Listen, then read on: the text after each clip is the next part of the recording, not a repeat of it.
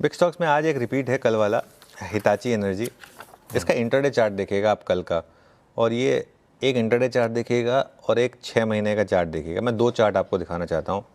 ये एक लेसन है कि स्टॉक्स में पैसा आप कैसे बना सकते हैं। कल हमने ग्रीन में लिया था, लेकिन बात की थी कि शुरुआत में थोड़ी मुनाफा वसूली आ सकती है क्योंकि स्टॉक काफ़ी चल चुका है।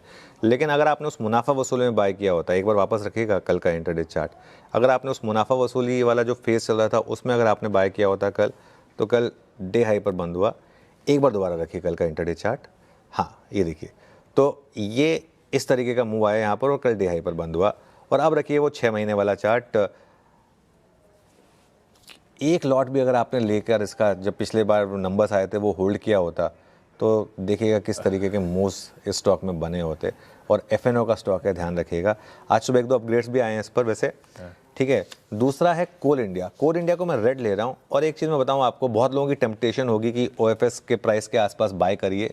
मेरा मानना ये है कि कोल इंडिया का यहाँ से चलना मुश्किल है। हाँ, ये हो सकता है कि क्योंकि हर कोई एक्सपेक्ट कर रहा था कि कोल इंडिया का ओएफएस आएगा और लोगों ने शॉर्ट बिल्डअप किया होगा। कल काफ़ी शॉर्टिंग हुई होगी यहाँ पर, कल काफ़ी चैटर था कि कोल इंडिया का वो ओएफएस आ जाएगा। वो आ गया और 10% के डिस्काउंट के साथ।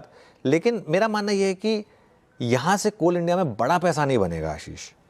उसके 2 कारण हैं। एक तो ये ओएफएस एक बड़ा ओवरहैंग क्रिएट कर देगा, और दूसरा कोल इंडिया की 2 सब्सिडरी ऑलरेडी लिस्ट हो चुकी हैं। ऐसे में कोल इंडिया को अब थोड़ा सा एक आगे जाते हुए होल्डिंग कंपनी का भी डिस्काउंट मिलेगा।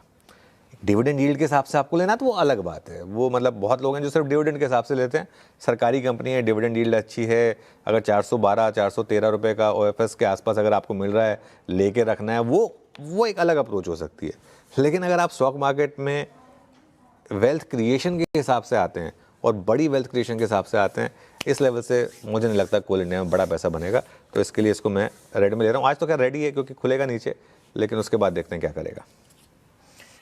ये लीजिए आज के बिग स्टॉक्स, हिटाची एनर्जी। एक और चीज ऐड करना चाहता हूँ। हाँ। सॉरी, एक चीज ऐड करना भूल गया। सॉरी आशीष, सॉरी, मैं आपको इंटरव्यू कर रहा हूँ। एक चीज ऐड करना भूल गया। सीमेंस के नंबर्स में पढ़ रहा हूँ। मैं अब तक सीमेंस के नंबर्स देखकर एक कोई व्यू नहीं बना पाया हूँ। ओके। क्योंकि ये स्टॉक्स जो है ना काफ़ी वॉलेटाइल होते हैं। मैं अभी व्यू नहीं बना पाया हूँ, और मैं नहीं चाहता कि कोई मैं ऐसा व्यू लूँ जो गलत पड़े मेरे व्यूअर्स के लिए। अर्निंग्स में EBITDA में एक बहुत बड़ा ड्रॉप आया है। अब वो क्यों आया है, मैं थोड़ा उसको समझने की कोशिश कर रहा हूँ, क्योंकि रेवेन्यू का नंबर अच्छा है लेकिन EBITDA और प्रॉफिट का नंबर थोड़ा सा नीचे आया है। तो इसके लिए मैं थोड़ा इसको स्टडी करने की कोशिश कर रहा हूँ। इसके लिए मैं अभी इसको नहीं ले रहा हूँ। 9 बजे के शो में देखता हूँ, अगर तब तक मेरा एक व्यू बन पाएगा तो, वरना इसको अवॉइड करूँगा। बिल्कुल ठीक।